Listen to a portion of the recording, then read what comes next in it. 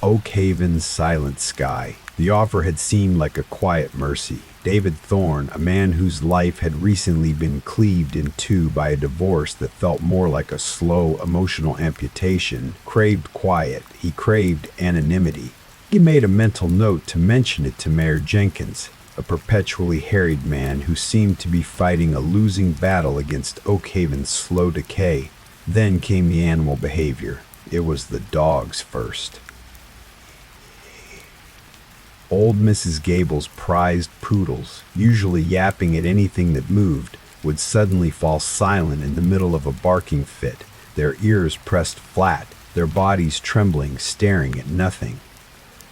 Then they'd resume their yapping as if nothing had happened. More unnerving were the birds. Flocks of starlings, usually so fluid in their aerial ballets, would sometimes fly erratically, crashing into trees or windows, only to right themselves and fly away, leaving behind a faint dusting of feathers and a chilling sense of wrongness.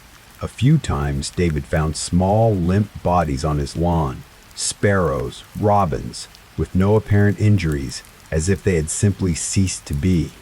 The sounds followed. Faint, high-pitched hums that seemed to resonate from just above his cottage or deep within the ground, followed by peculiar clicks and chitters like something mechanical yet organic, too precise to be insects, too subtle to be machinery. He'd sit up in bed, heart-thumping, straining his ears, but they would always vanish, leaving only the oppressive silence. He blamed tinnitus, a consequence of too many years around loud printing presses. The first hint of something truly anomalous came on a clear, moonless night. David was out on his porch, telescope pointed towards Jupiter, indulging his old passion for astronomy. As he adjusted the focus, a light streaked across the sky, not a meteor, too slow, too controlled, and too large.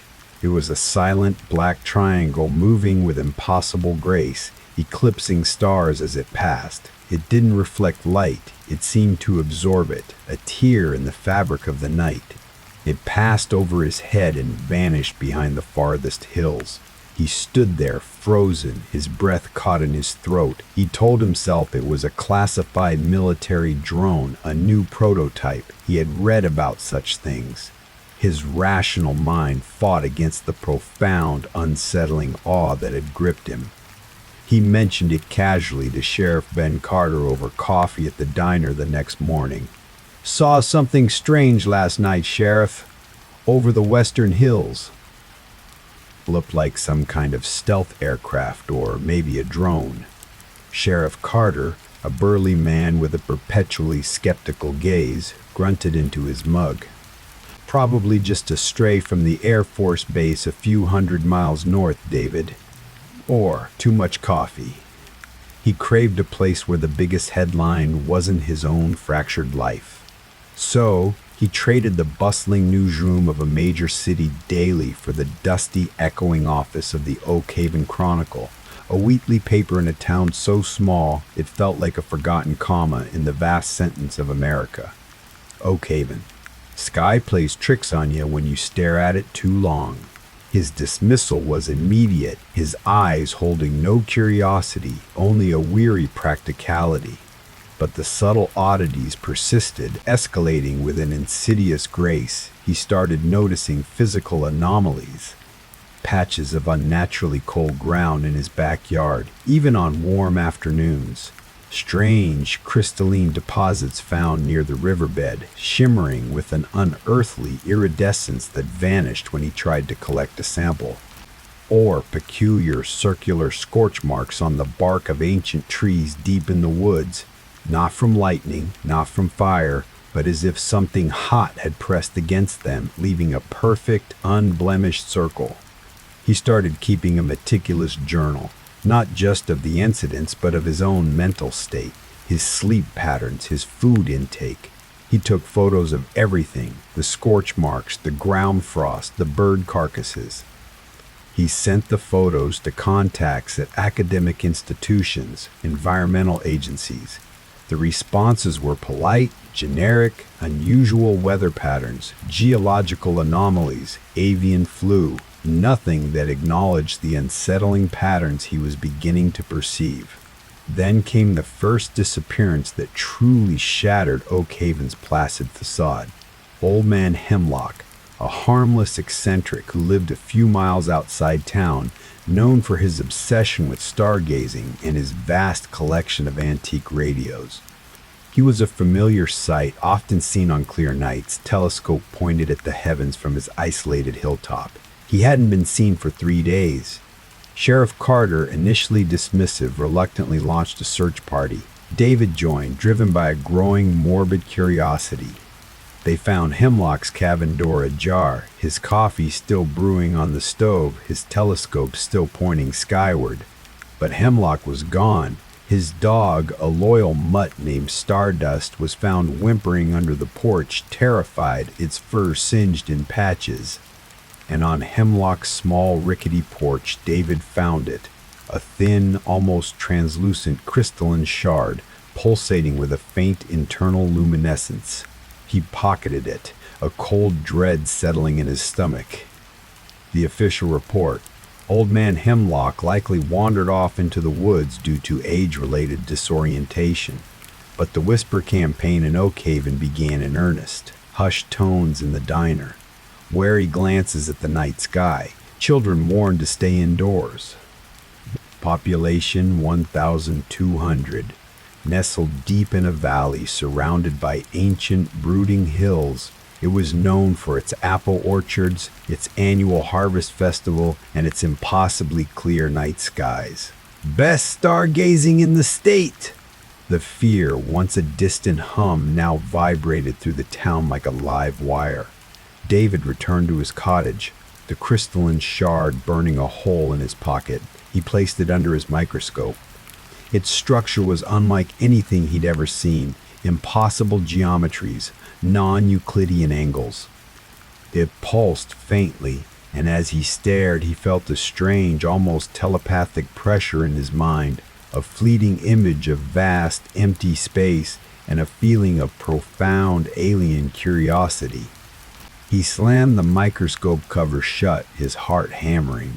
He tried to write about it for the Chronicle, to warn people, to document the truth. He spent hours drafting an article, meticulously detailing the strange phenomena, the disappearances, the unexplainable evidence. He brought it to Mayor Jenkins. The mayor read it, his face paling. Then slowly, deliberately, he tore the article in half. "David," Mayor Jenkins said, his voice unusually firm, "this is sensationalism. This is irresponsible. You're scaring the town. People are already on edge. We need stability, not talk of little green men." His eyes, for a split second, held a flicker of something David recognized. Not fear, but a weary, practiced denial.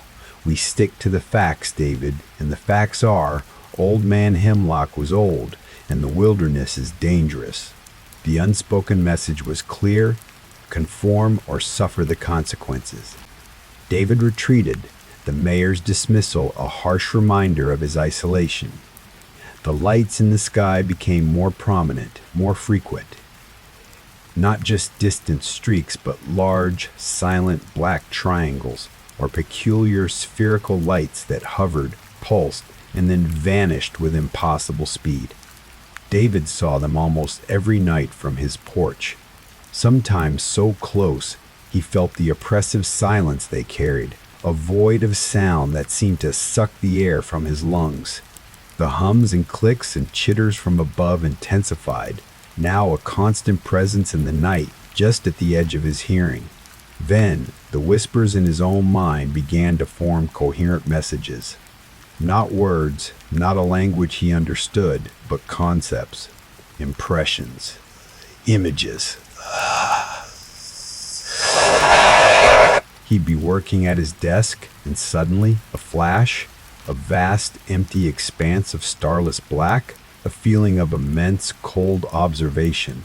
Then, a sharp, clinical image of something being dissected, analyzed, without malice, without empathy, just curiosity. Old Mr. Abernathy, the general store owner, had boasted when David first arrived, his rheumy eyes twinkling. David, a former science teacher before journalism claimed him, found a morbid comfort in the infinite expanse of space. It made his own petty grief feel insignificant. He was a pragmatist, followed by a chilling feeling of being chosen, of being understood.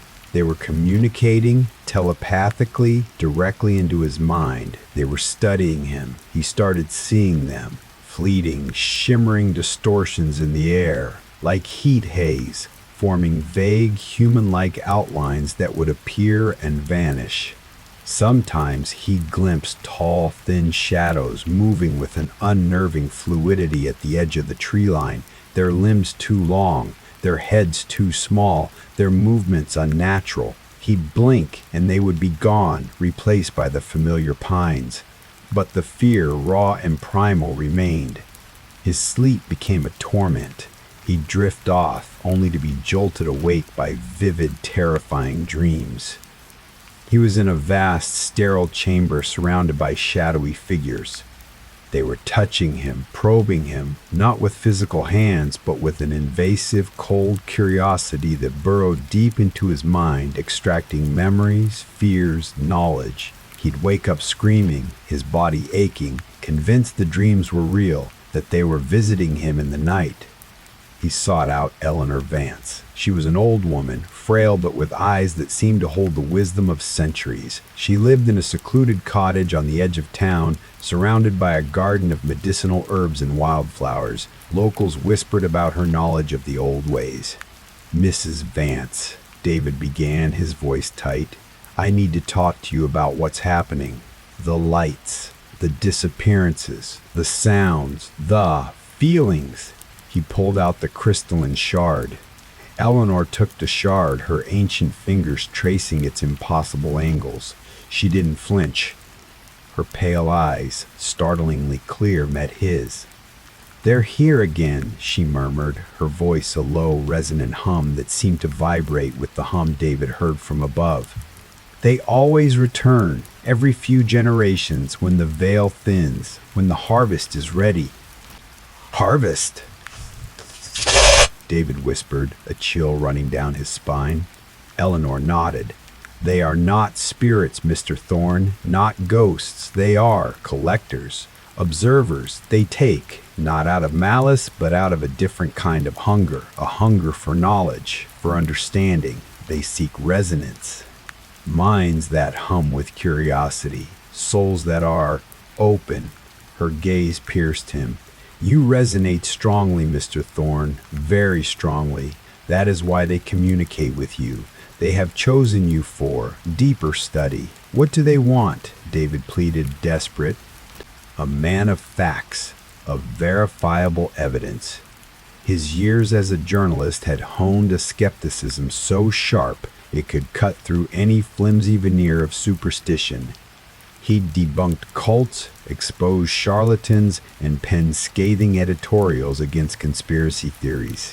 "To understand us," Eleanor said, her voice full of ancient sorrow. "To dissect the human condition.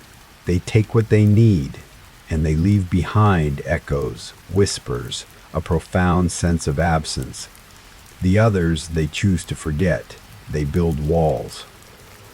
But you listen. You see." She handed him back the shard. "It's a piece of them, a receiver. It enhances the call. The longer you hold it, the louder they become." She paused, her eyes drifting towards the western hills, towards the direction of the old observatory where Old Man Hemlock had disappeared. "Be careful, Mr. Thorne. Curiosity is a dangerous thing. Once you truly see them, they will never let you truly look away." Her gaze then shifted to his face, a flicker of something akin to pity in her ancient eyes. "And once they truly see you, they will not forget you." Eleanor's words shattered the last vestiges of David's rational mind. It wasn't a breakdown, it was real, and he was caught in its terrifying truth. He tried to leave Oak Haven, to pack his car, but the fear paralyzed him. He felt their constant presence, a cold, clinical observation that burrowed into his every thought. The whispers in his mind were a continuous chorus now, fragments of forgotten languages, alien thoughts, the agonizing pleas of the taken. He was being probed, dissected, assimilated, even as he stood there. The disappearances escalated. People didn't just vanish, they were found later, not dead, not alive, but changed, found in strange places, in the middle of a field in their own beds, their bodies perfectly intact, but their eyes vacant, their minds empty. They were shells, their consciousnesses seemingly extracted, leaving behind nothing but a profound, chilling absence. They could move, they could respond to simple questions, but they were no longer them. Their resonance was gone, their minds consumed. The town went into a silent panic. People locked themselves indoors, drew their curtains, rarely ventured out after dark. Sheriff Carter, his face grim, attributed it to a rapidly spreading, aggressive form of dementia, an environmental toxin. But everyone knew. Everyone felt it. The silent terror that descended with the twilight, the profound dread that hummed in the air, the unblinking watchfulness from the skies. One particularly cold night, the sky above Oakhaven became a canvas for the impossible. The power flickered, then died, plunging the entire town into absolute darkness.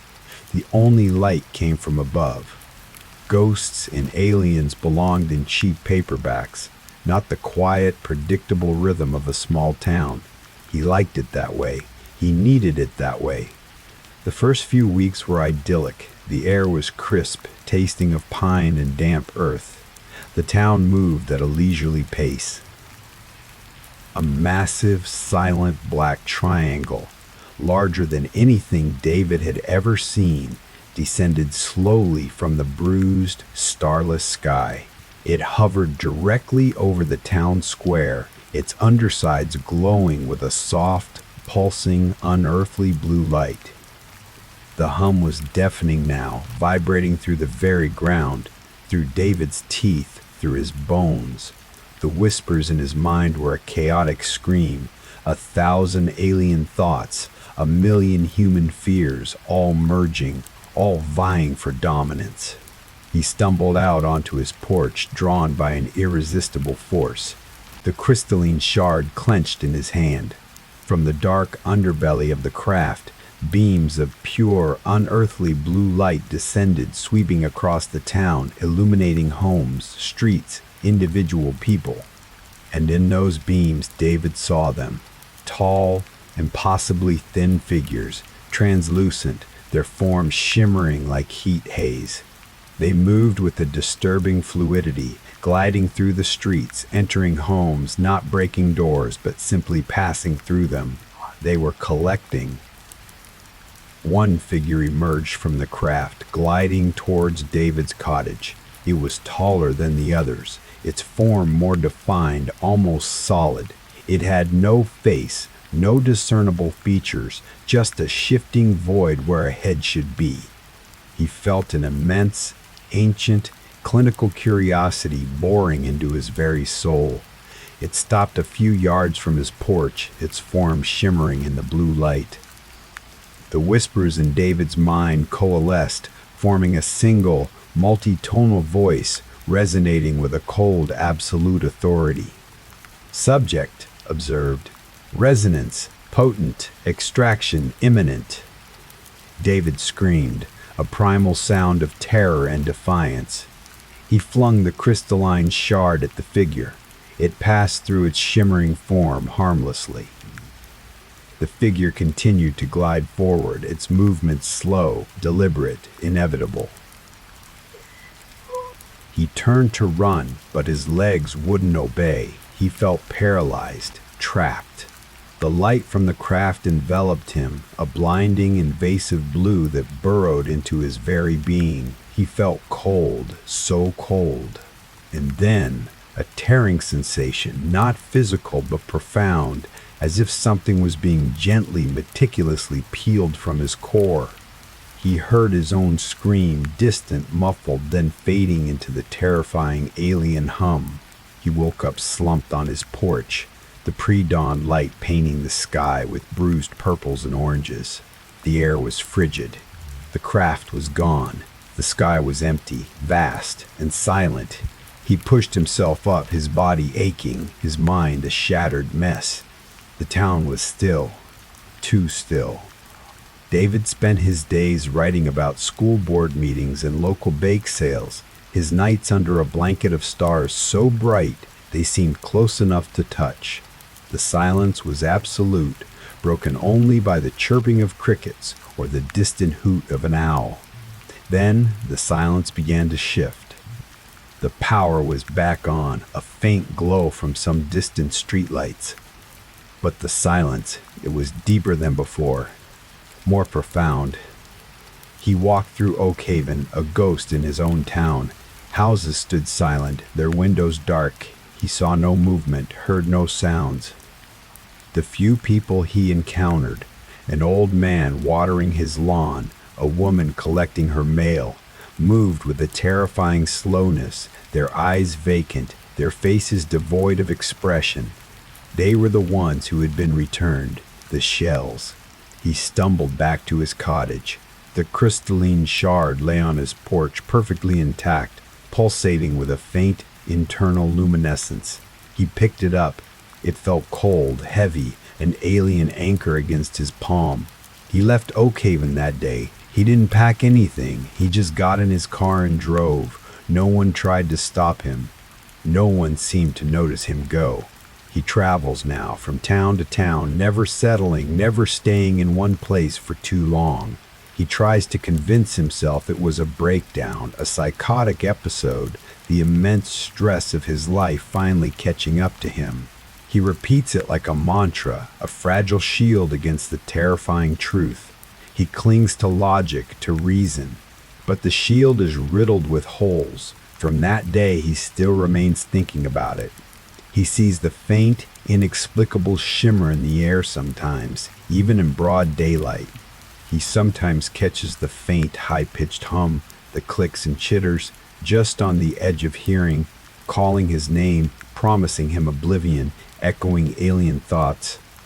He scrutinizes the faces of strangers, the expressions of friends, looking for that subtle emptiness in their eyes, that vacant quality that betrays a missing resonance. He keeps the crystalline shard with him, a constant, chilling reminder. It still pulses faintly, a silent beacon. He knows they're still out there, above, within, watching, and he knows with a horrifying certainty that he carried a piece of them with him, a resonance that was forever altered, forever open to their call. He escaped Oak Haven, but he did not escape their observation. He is safe for now, but he is not whole. He is forever haunted by the chilling knowledge that beneath the familiar sky, ancient, insatiable entities exist, waiting for the curious, waiting for the open, waiting for the resonance, forever ensuring that some absences, once experienced, can never truly be filled. And he will always wonder what they took from him, what they left behind, and if, one day, they will return to finish their study. It started subtly, so subtly that David initially dismissed it as a quirky byproduct of rural living. The power fluctuations. Not a blackout, not even a noticeable dimming, but a brief, almost imperceptible flicker in the streetlights outside his small cottage, a momentary stutter in the ancient television set in the corner of his living room. He blamed the aging infrastructure, the occasional overburdened grid. Thanks for watching. The veil between our world and theirs is thinner than you think. Each like, each share, each subscription strengthens the connection. Feed the channel before it feeds on you.